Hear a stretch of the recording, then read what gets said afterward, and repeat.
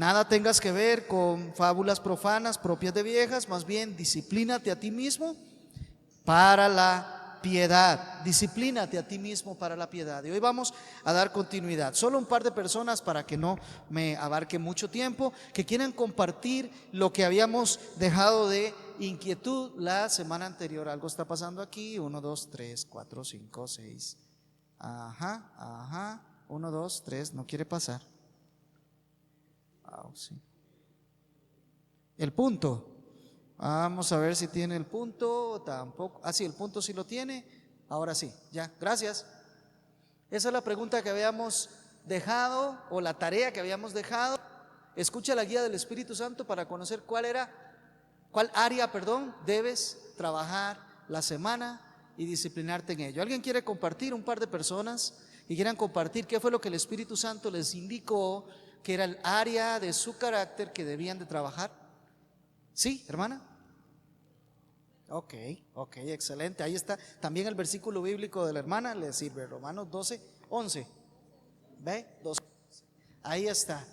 Sigamos en esta práctica, porque solo si nos estamos supervisando entre nosotros nos vamos dando cuenta que el Señor sí está obrando en nuestras vidas, y eso nos va a dar ánimo para seguir avanzando en la fe. Y esa es la intención, de que queden algunas inquietudes o queden preguntas o tareas, aunque sean pequeñas, pero que vayan dándonos la connotación de que sí estamos avanzando en la fe y lo podamos ir materializando, lo podamos ir viendo. Esa es la idea.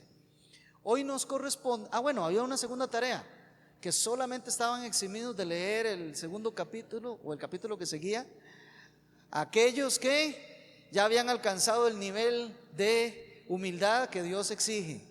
Solo esos estaban eximidos. Los demás sí teníamos esa tarea, lo leímos, sí. Así un sondeo general. Sí, uno, aquí la hermana está siendo honesta. 2, 3, sí, bueno. Hermanos, la idea de que nos estemos evaluando y entre nosotros quedemos en evidencia es para que sirva de motivación, es para que sirva de, tenemos que hacer esto, Señor, motívanos junto con los hermanos. El crecimiento debe ser juntos, todos vamos creciendo a la manera, a la semejanza de nuestro Señor Jesucristo. Muy bien, hoy nos corresponde ingresar a el primer rasgo que el autor está asumiendo en el libro como necesario, y es el tema de la humildad. El tema de la humildad.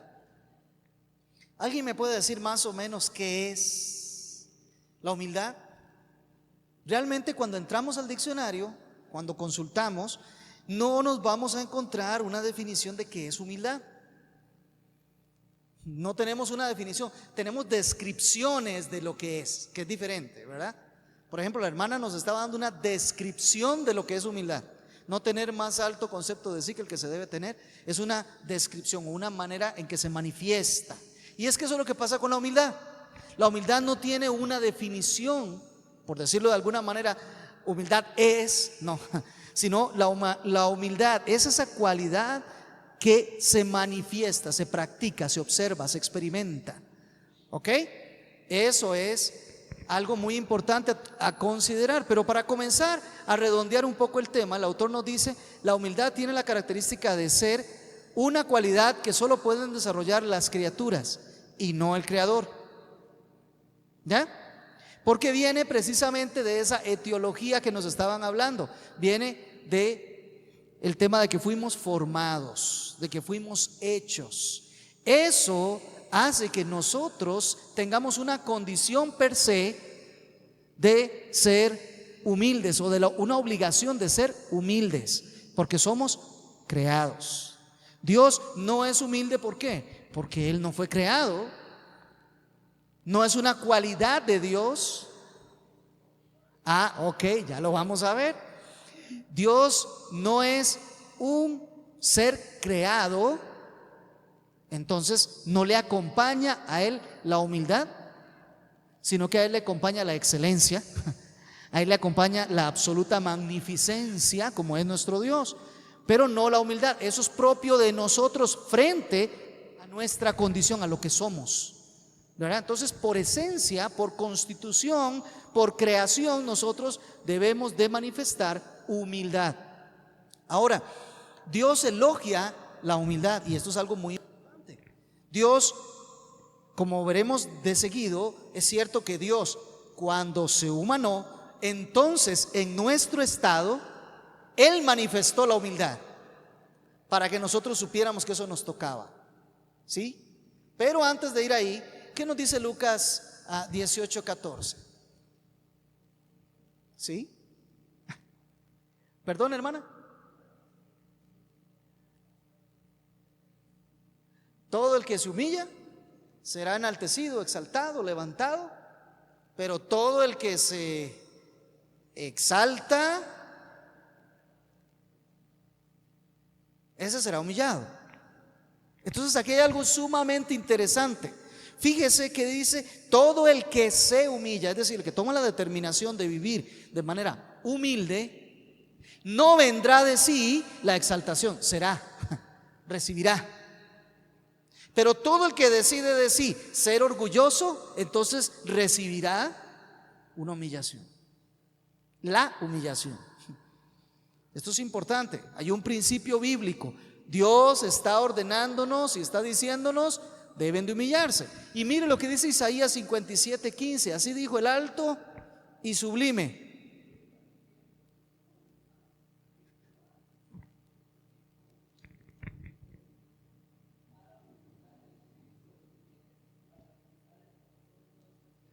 Ese versículo tiene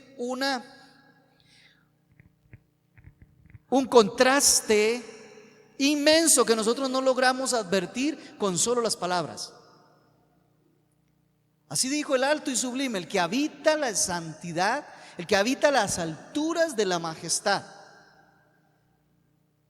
Es decir, el que está lleno de toda la majestad, el que llena todo en todo. ¿Me estoy dando a entender? El que está más alto, el que es sublime. Él habita ya en las alturas inaccesibles para nosotros, imposible de ir, porque su dignidad, porque su majestad y su gloria no es posible que nosotros alcancemos la condición necesaria para poder estar en su presencia. ¿Recuerda cuáles son las condiciones para estar en su presencia, para estar en su templo? Exactamente, totalmente limpio de manos, que no ha elevado nunca su corazón a cosas vanas, dice el otro salmo. El que tiene un corazón puro y perfecto es el único que puede estar delante de la presencia excelente, majestuosa, todopoderosa y santa de nuestro Dios. Es el único. Ahora bien, Él habita ahí, pero también hace morada en otro lugar. Y es en aquel que está contrito y humillado. Ya te doy la palabra. Que está contrito y humillado. ¿Se puede imaginar eso? Es decir, está haciendo equivaler la condición de humildad con esa posibilidad de acceso a su misma presencia. ¿Me estoy dando a entender? Y no solamente viene a estar, sino que viene a vivificar, a dar vida al que es contrito y humillado, a ese corazón que le está necesitándolo. Es la misma expresión de el Señor Jesús en las bienaventuranzas, ¿verdad? Bienaventurado el que tiene hambre y sed de justicia, el que sabe que no tiene nada en sí mismo que pueda presentar y se humilla, entiende que esa es la posición que tiene delante de Dios. Y entonces, solo así entonces es que Dios habita. Pero vea cómo lo elogia. Y el Salmo 66, antes de que alguien lea Salmo 66, sí, mi hermano.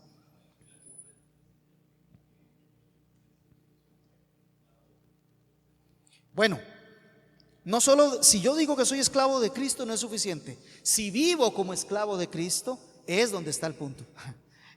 Es una muestra de mi humildad, el vivir continuamente como un esclavo de Cristo, siendo obediente, viviéndolo. No solo decirlo, porque decirlo muchos lo dicen, pero que sea cierto en su vida. El vivir continuamente como un esclavo de Jesucristo muestra la cualidad de la humildad. Eso es cierto. ¿Qué dice el Salmo 66, 1 y 2? Sobre todo el...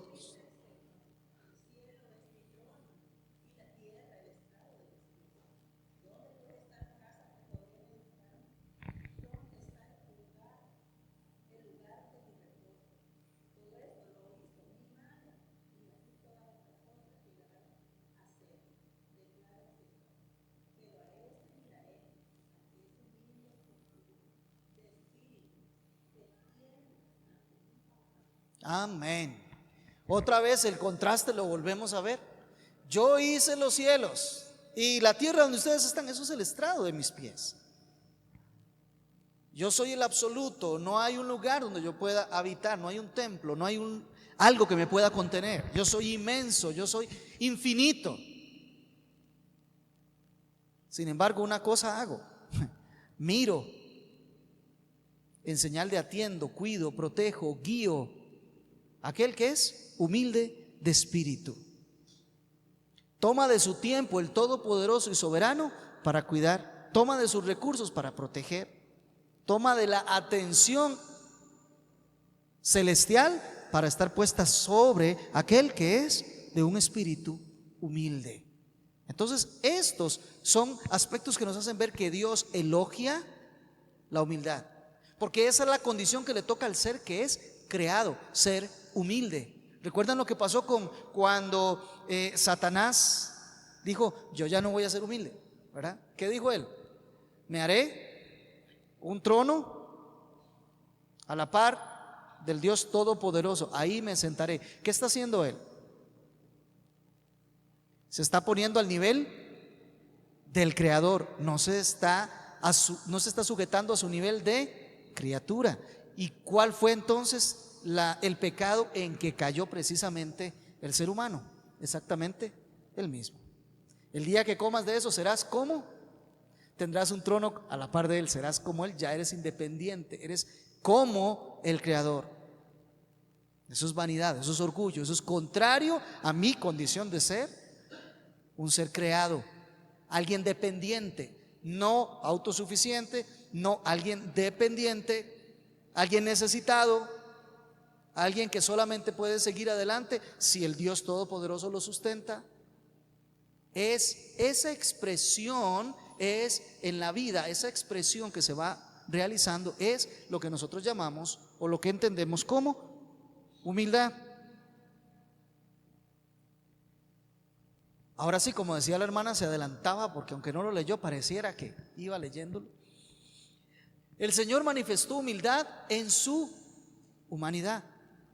Cuando Dios, segunda persona de la Trinidad, se humanó, se hizo como uno de nosotros. Vea lo que nos dice Filipenses 2:8.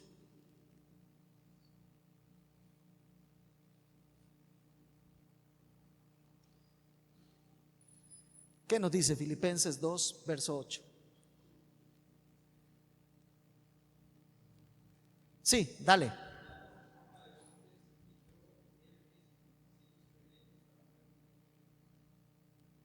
Ya nos está mostrando el Dios Todopoderoso cuando se humanó, se hizo como uno de nosotros.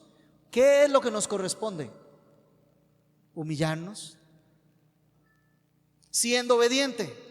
Por cierto, la obediencia muestra entonces que hay una verdadera humildad, ¿no es cierto? Lo contrario, la desobediencia, ¿qué muestra? Rebeldía, orgullo. Lo contrario de la humildad. Pero Él se humilló a sí mismo haciéndose obediente hasta la muerte, y no cualquier muerte, muerte de cruz. Porque yo no sé usted, pero yo encuentro muchas veces que soy demasiado rebelde, demasiado orgulloso.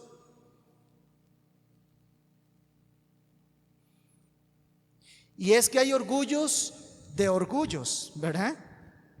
Hay rebeldías de rebeldías. Está el niño rebelde, orgulloso, que se tira al suelo y patalea para no obedecer a sus papás, para tratar de torcer la voluntad de los papás. Pero está el niño rebelde, orgulloso, que no patalea, pero sencillamente no obedece lo que se le da como directrices, hace lo que le da, ¿verdad? Entonces se constituye él en su propio creer, en su soberano, no el dependiente de, sino él es el que toma la decisión. No necesito, aunque tenga una directriz, aunque tenga una orden, aunque tenga una ordenanza de Dios, aunque tenga lo que tenga, ese no patalea, simplemente desobedece, sigue siendo rebelde, sigue siendo orgulloso. Entonces, al contrario de esto, Jesucristo nos vino a mostrar cómo es vivir uno humillado, vivir humildemente. ¿Cómo? Obedeciendo. La humildad es un rasgo de la semejanza a Cristo. Si nosotros queremos ser como Cristo, pues Cristo nos modeló la humildad. Cristo es el modelo de humildad. Así que es bueno reflexionar en estos aspectos. Dios tiene promesas impresionantes para los que son humildes. Son que si reflexionamos en ellas todos decimos: yo quiero de eso, yo necesito de eso. Pero eso está dado a los que son humildes. ¿Qué nos dice Santiago 4:6? Sí, adelante, hermanita, adelante.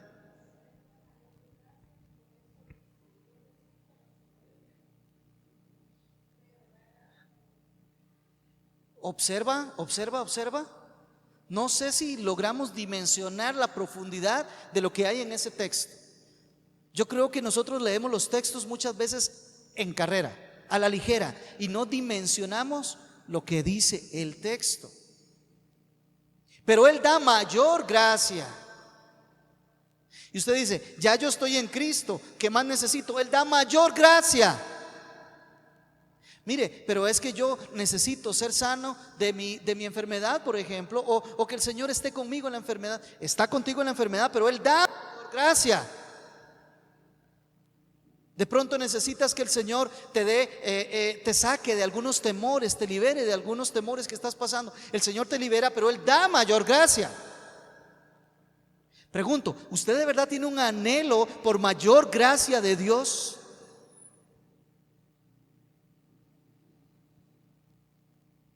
Y vuelves a leer el texto bíblico, ya habías entendido un texto, pero lo vuelves a leer y el Señor te da nueva luz que no tenías antes. Y Él sigue dando mayor gracia. ¿Tienes anhelo por más gracia de Dios o te conformas con?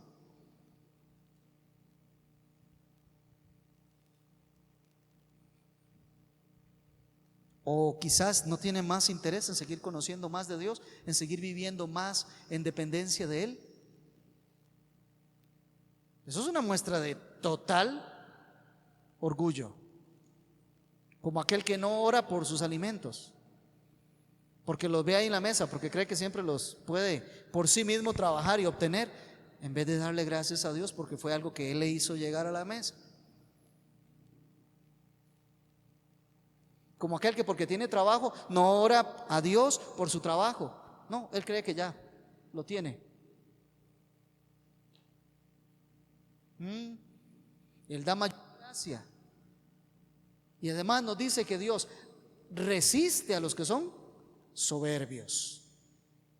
Usted sabe lo que es estar uno queriendo orar al Señor, así como tocando la puerta y tocando la puerta, pero a la vez con un espíritu de orgullo.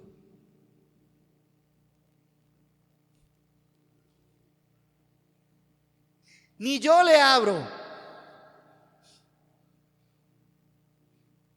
Cuando vienen a estarle pidiendo cosas a uno, cuando vienen a estarle tocando, pero uno sabe que están sumamente orgullosos, ni les abre la puerta.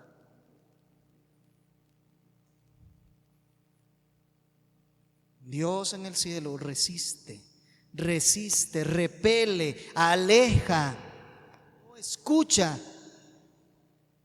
a los soberbios, porque no se están acercando ante el Dios Todopoderoso, simplemente se están acercando ante cualquiera en su entendimiento, ¿verdad? Se están acercando ante cualquiera para que le dé algo que necesita. Lo están tomando a Dios como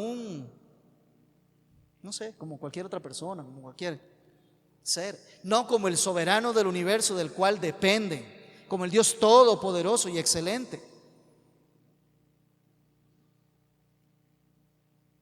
Pero da gracia a los humildes.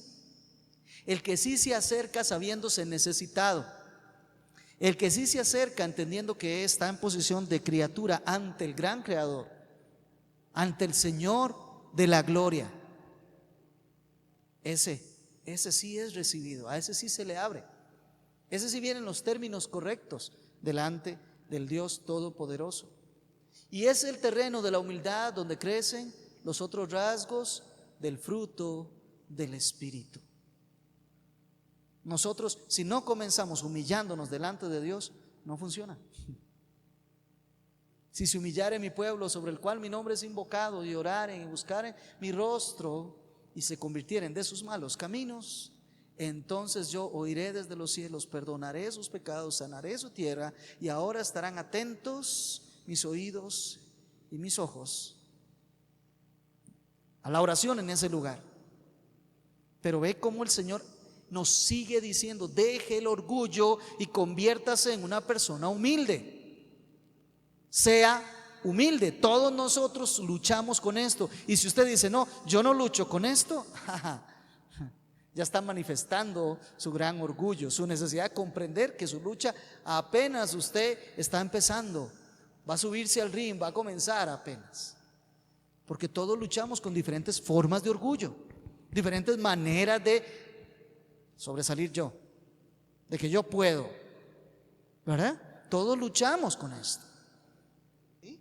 Siempre va acompañado de orgullo. Esa es la grosería del pecado, que nunca es solito, nunca es solo un tema. No, es que alrededor hay tantos otros. Entonces,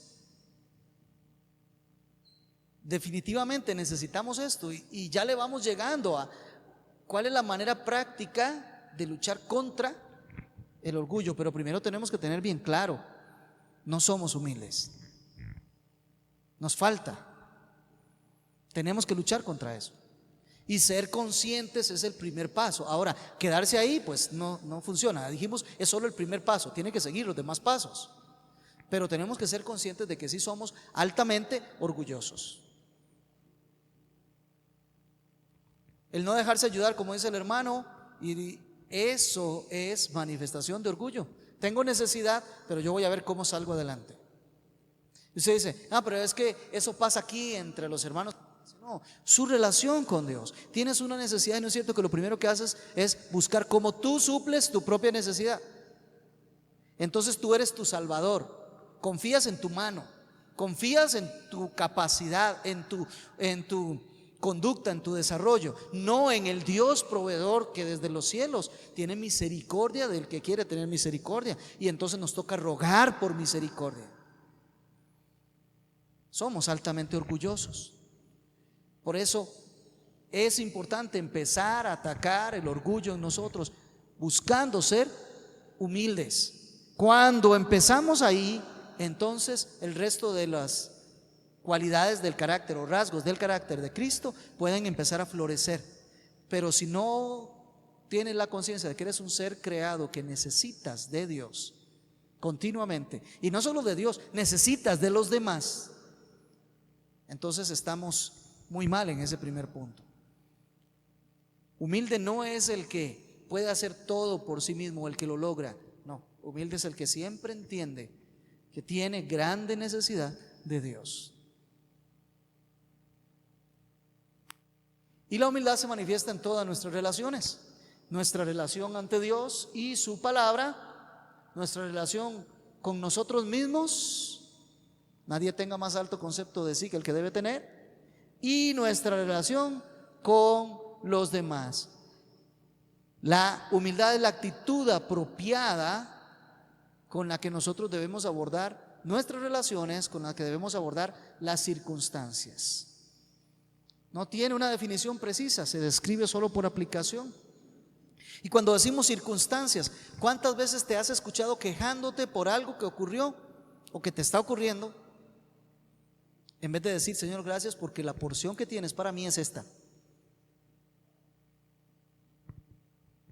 Es que estoy pasando una enfermedad y yo no debo pasar enfermedad porque mire, yo soy una persona muy saludable y yo además trabajo y ahora qué voy a hacer con esto y qué voy a hacer con lo otro, y es que yo no me siento bien, y empiezas a incomodarte y a quejarte por la porción que el Señor te dio ese día,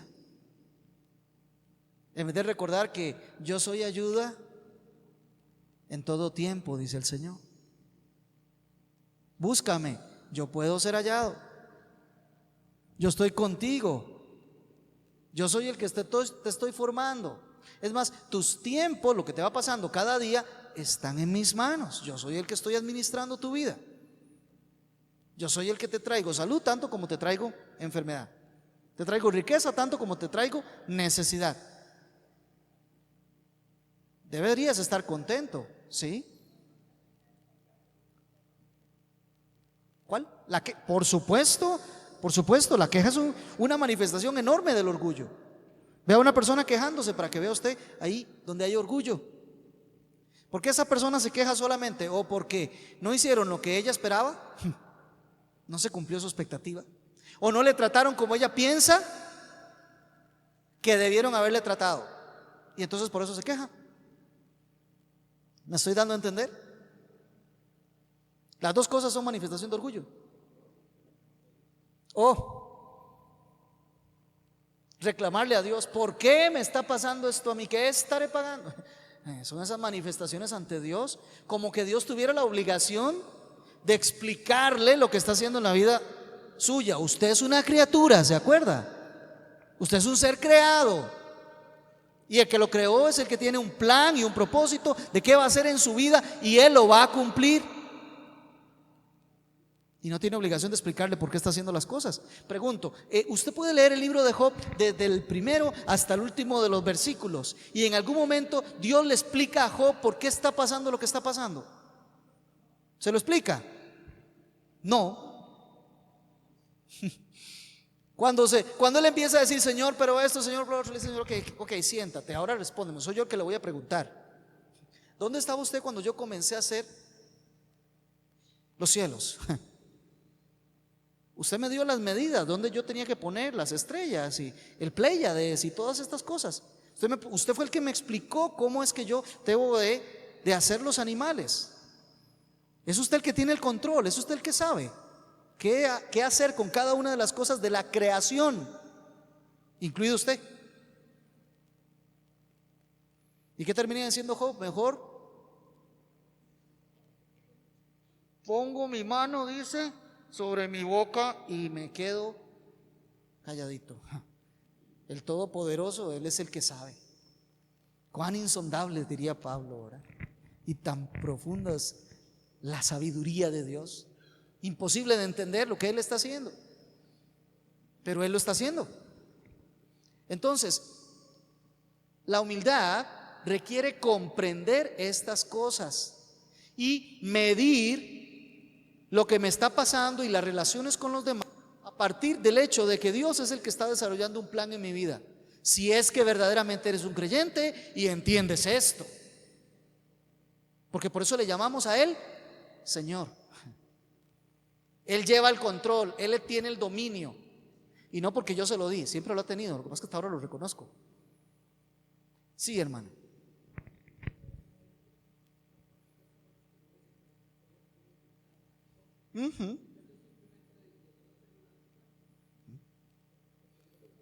Dios es soberano. Y punto. Eso es.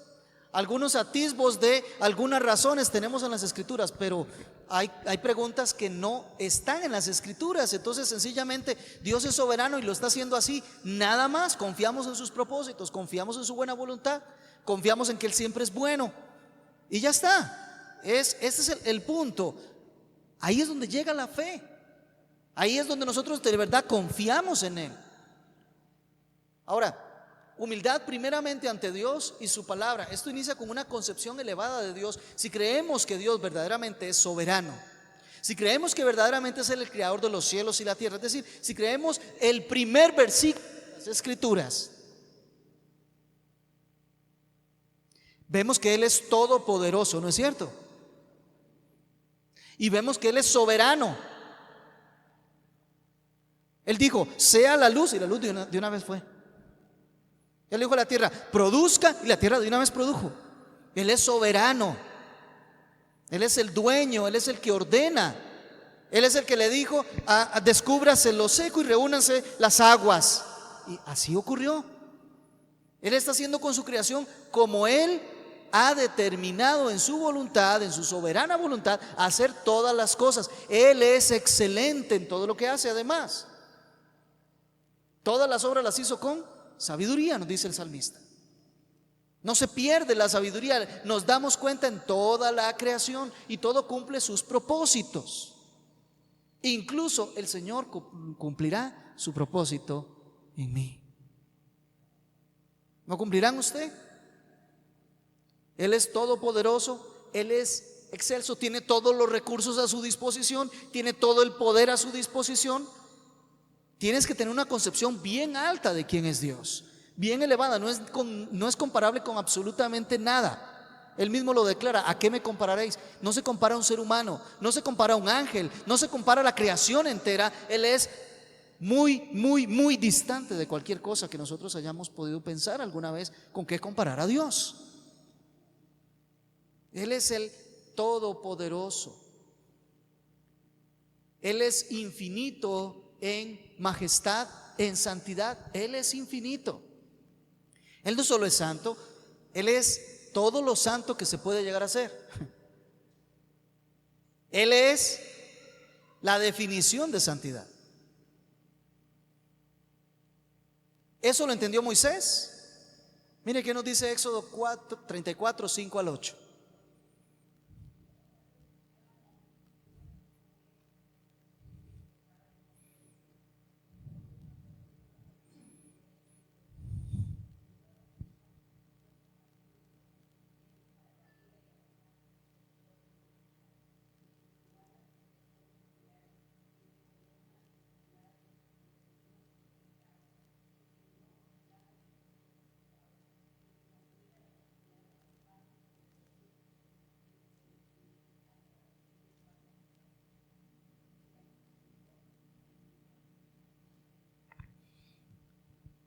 Al reconocer Moisés quién era Dios, de la única reacción posible para alguien racional es: me inclino ante Él.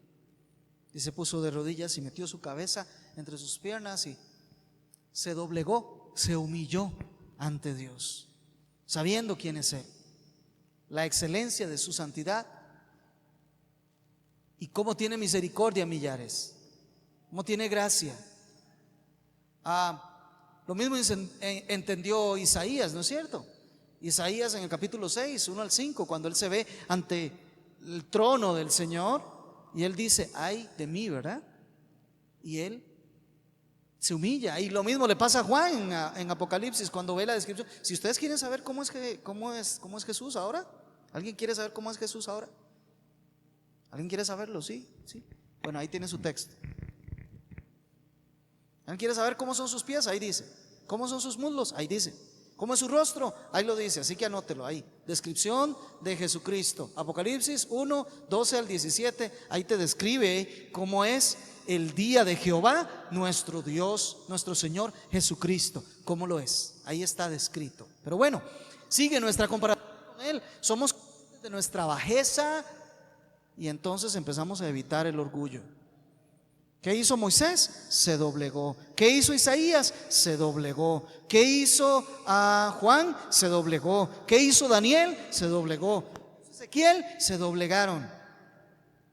Ninguno se mantuvo erguido, orgulloso, más que una actitud física. Es una actitud del corazón, es una actitud espiritual de decir: en comparación con tal majestad y tal santidad, yo sencillamente soy una persona pecadora, indigna de estar en su presencia, y cualquier cosa que reciba de su mano simplemente es una grande misericordia. Aún el impío que vive hoy entre nosotros y que su fin será la condenación, ¿no es cierto que está recibiendo bondades de Dios hoy? Misericordia de Dios está recibiendo.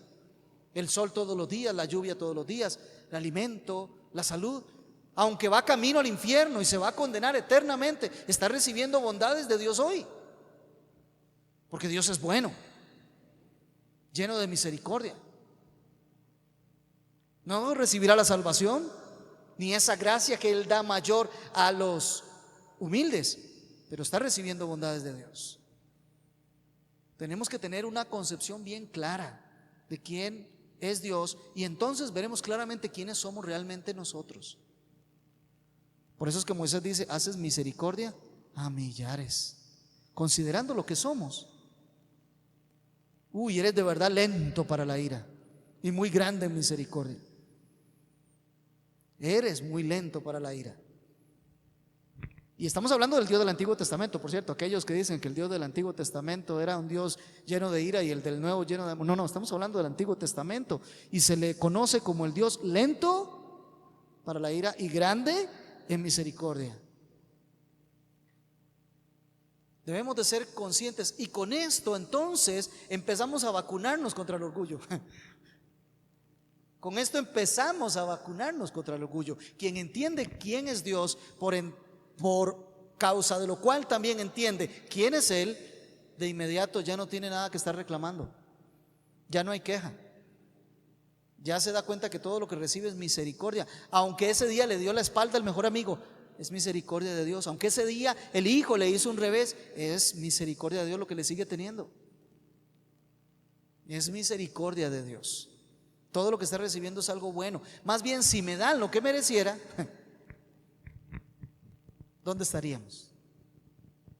¿Dónde estaríamos? A veces decimos, es que mire, me está pasando esto, yo no lo merezco. ¿Estás seguro? Si hablamos de lo que merece, si nos ponemos en ese ámbito, vengamos a decir qué es lo que merece. Porque tienes que tener conciencia de que somos pecadores, redimidos en la sangre de Cristo, pero pecadores.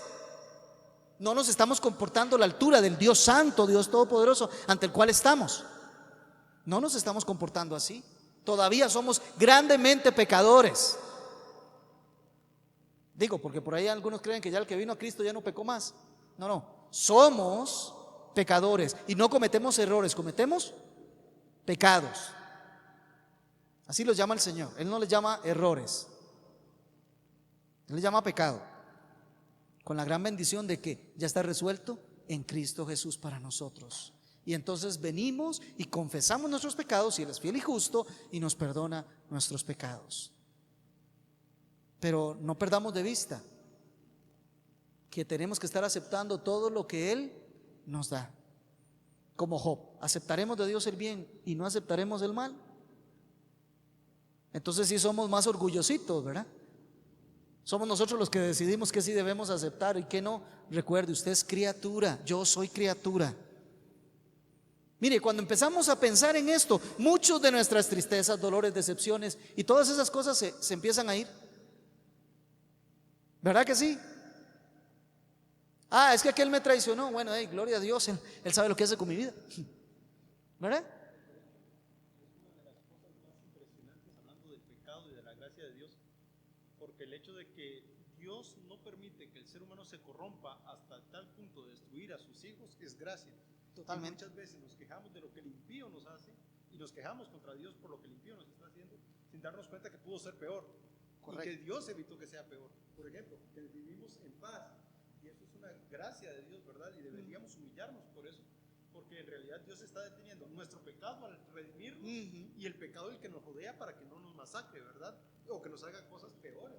O que nos hagan cosas peores, como están pasando en ciertos lugares de nuestro planeta los creyentes. Así que deberíamos de vivir más entendidos de estas cosas, y así acumulamos menos, vamos a poner aquí entre comillas, por favor, menos traumas. ¿Ok?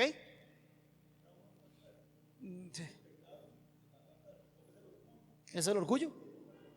Menos de eso, porque aquí nos gusta hablar conforme a las escrituras, no conforme otras cosas, ¿verdad? Temblamos ante su palabra, porque su palabra siempre nos examina, ¿no es cierto? Su palabra siempre nos evalúa y siempre quedamos debiendo. Siempre. ¿O acaso algún texto, usted cuando está señalando algún pecado, usted puede decir, aquí la logré, esta sí la pegué? No, siempre quedamos debiendo. Y por eso tenemos que temer su palabra, porque es el examen que nos pasa. Es más, Jesucristo mismo dijo, yo cuando venga no vengo a juzgar por mí mismo, sino la palabra que ya les hablé, esa es la que les va a juzgar. ¿No es cierto que viene con una espada? ¿Qué le parece si usted se somete al examen de la palabra de Dios mejor voluntariamente? Mejor voluntariamente. Sométase, porque la palabra de Dios nos acusa de pecado y no nos deja que nosotros nos excepcionemos o que nosotros nos excusemos. No.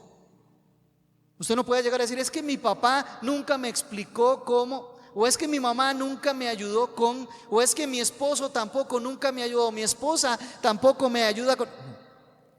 Todos tenemos cuenta delante de Dios, y cuando Él señaló tu pecado, señaló tu pecado. No te excuses. Nos acusa, y nos acusa sin excepción a todos. para que todos estemos acusados por la palabra de Dios. Así todos tenemos la opción de ser redimidos por la palabra de Dios. Mire lo que pasó con Josías, segundo de Reyes 22, del 11 al 13.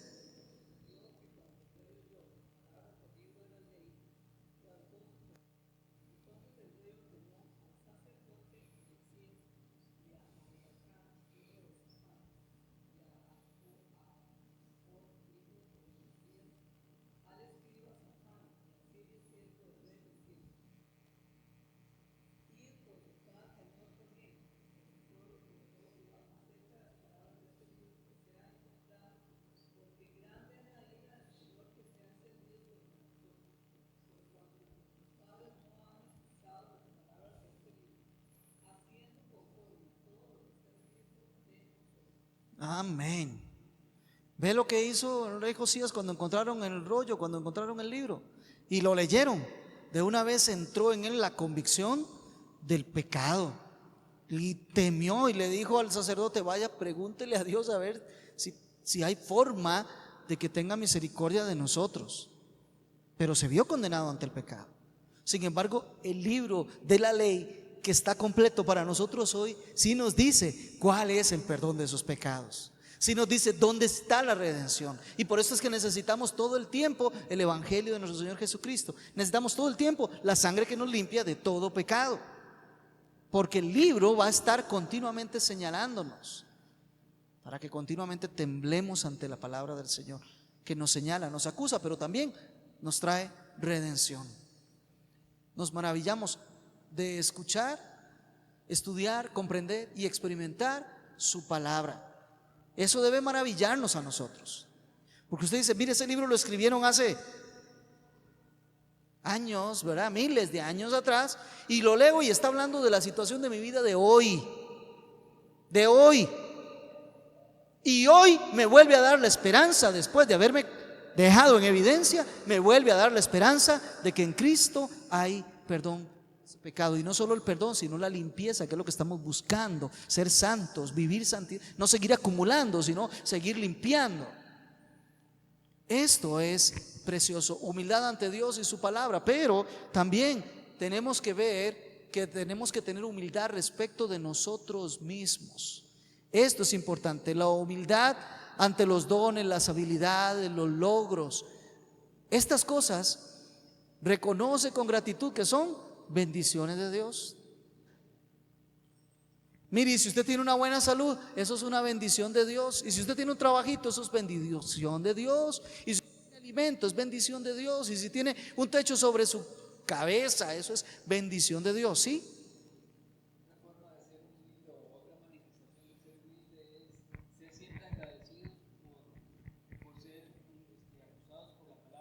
Amén, amén. Amén, amén, gloria a Dios. Porque el impío escucha y él no siente culpa, no se siente acusado. Pero el creyente, tiembla ante su palabra. Tiene toda la razón. Es otra manifestación, la gratitud a Dios por acusarme, porque también me levanta. La actitud nuestra ante los dones, las habilidades y los logros que Dios nos ha dado. A veces podemos contar algunas de esas cosas bonitas como haberes en nosotros, ¿no es cierto? Podemos contar cosas preciosas. Por ejemplo, el que haya esposa, haya el bien y le rodea la misericordia. Esto podemos decir: gracias, Señor. No se te ocurra decir: es que yo escogí muy bien, es que yo sí tuve una habilidad para escoger. No, dele gracias a Dios. ¿Me entiende? Igual que tiene una habilidad, dele gracias a Dios que le puso esa habilidad. Es una muestra de la gloria de Dios en usted. Por cierto, tiene que usarlo para su gloria. Son bendiciones de Dios. Primero, esto inicia cuando nosotros entendemos la salvación. ¿Qué dijo Pablo en primera de Timoteo 1:15?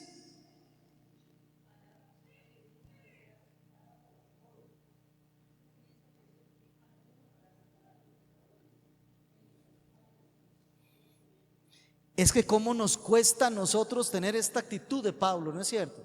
Nosotros siempre señalamos como pecadores a los demás. Es que ustedes son un montón de pecadores. Pero Pablo dice, no, el Señor vino a salvar pecadores, de los cuales yo me considero ahí. También dentro de ese grupo yo estoy. Cuando comprendes que fuiste salvo por gracia, yo le digo una cosa, de aquí muchas veces ni siquiera tenemos que pasar, ¿no es cierto?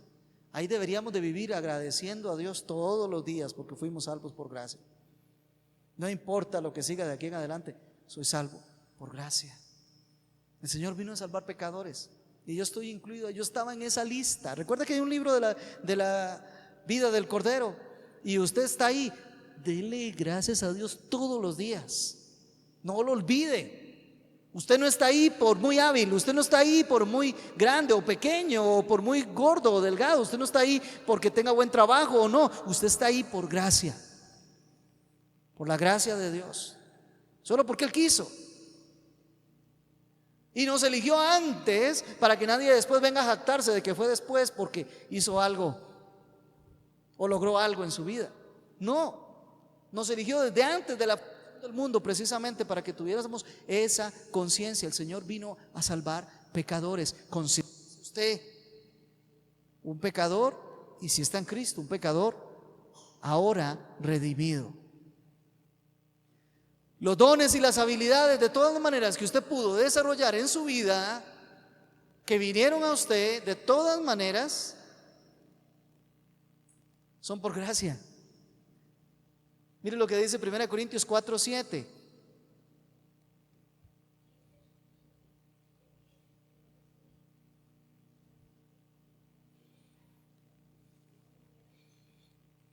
Pero ¿qué tienes en ti que sea algo que llame la atención, algo que destacar? ¿Qué tienes?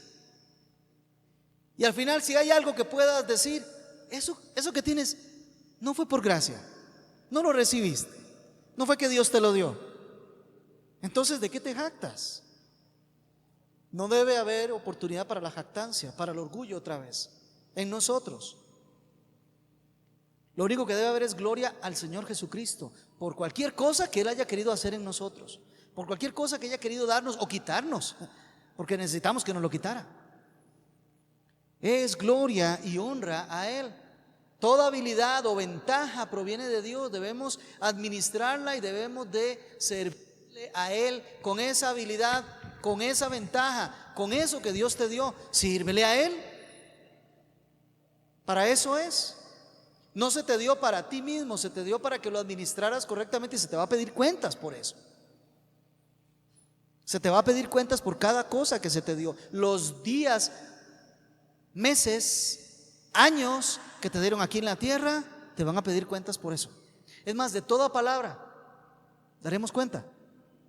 Vamos a dar cuenta de cualquier esfuerzo que teníamos en la capacidad de hacer y no lo hicimos para la gloria de Dios. Vamos a tener que dar cuenta de eso. Es que creemos que ya porque estamos salvos en Cristo Jesús, ya entonces no tenemos que dar cuenta de nuestros actos. No, un momentito, la Biblia me dice todo lo contrario. La Biblia me dice que nosotros todos compareceremos ante el gran trono. Y cada uno va a tener que dar cuenta de lo que hizo. Ya sea bueno o sea malo, cada uno va a tener que responder delante de Dios por lo que hizo. Así que, amados hermanos, tenemos que preocuparnos muy bien. Todo el crédito de nuestro esfuerzo, es que yo me esforcé tanto por lograrlo. Todo el crédito de su esfuerzo. Es que yo siempre fui tan fiel y tan firme y tan trabajador y tan trabajadora. Todo el crédito de logros o metas que alcanzaste, todo el mérito es de Dios. A Él le pertenece. Deuteronomio 8, 17 y 18 dice que aún Él da las fuerzas para que nosotros podamos trabajar y lograr lo que Él de todas maneras va a terminar dando. Entonces no tengas más alto concepto de ti. Y aunque el día de hoy, y vamos a ver un poquito más, Vamos a brincarnos esto y lo veremos la próxima semana para terminar por cuestión de tiempo. Escoge un verso que debas memorizar, que tenga que ver con la humildad. Ya mencionamos algunos. Santiago 4:6, 1 Pedro 5:8 es. Y más versos que tienen que ver con la humildad. Salmo 57:12. Isaías 57:12, Isaías 66:1 y 2. Más versos que tengan que ver con esto. Escoja uno, memorízalo esta semana y sométase a ese texto. Porque llenar la cabeza de versículos tampoco tiene mucho sentido si no nos sometemos a ello. Sométase a ese texto. Anote esta semana las veces que el Espíritu Santo le reprenda a usted por la falta de humildad. Anótelo. Anote. El lunes me llamó la atención porque soy orgulloso en esto. El miércoles me llamó la atención porque soy orgulloso en esto otro. Anote la falta de humildad ahí, anótelo. Vea que esto es muy práctico. Escoja un versículo, lo memoriza, sométase en ese texto, anote las veces que el Espíritu Santo le reprenda y después no olvide cada vez agradecer a Dios porque lo está reprendiendo. Comience a vivir en humildad. Comience a vivir en humildad. Un tip para esta tarea: escúchese cuando ora. Escúchese cuando está orando y detecte las muestras de orgullo que hay en su oración.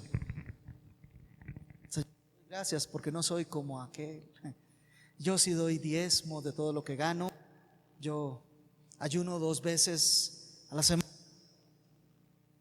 Detecte manifestaciones de orgullo en sus oraciones. Escúchese. Ahí ahora tenemos aparatitos que nos sirven para grabar audios, ¿verdad? Ponga el aparatito ahí a grabar y haga su oración al Señor y después escúchela y detecte dónde está ese orgullo delante del que lo creó. Haga esa tarea. Y nos estamos hablando la semana que viene, compartiendo cómo Dios nos está llamando a la santidad, a la piedad. Señor, tú eres bueno y bueno siempre. Aun cuando aplicas disciplina, está basada en el amor y está buscando la glorificación de tu nombre. Ayúdanos a ya romper el orgullo y a permitir tu preciosa obra en nosotros. Produce la humildad, Señor, porque tú nos das el Espíritu Santo para que nosotros aprendamos a ser humildes cuando necesitamos esa fortaleza para no caer en el orgullo, en la vanagloria. Tu iglesia lo necesita, Señor. Solo así te honramos. Por favor, trabaja con nosotros una vez más esta semana y perfecciónanos en Cristo Jesús. En su nombre oramos. Amén y amén.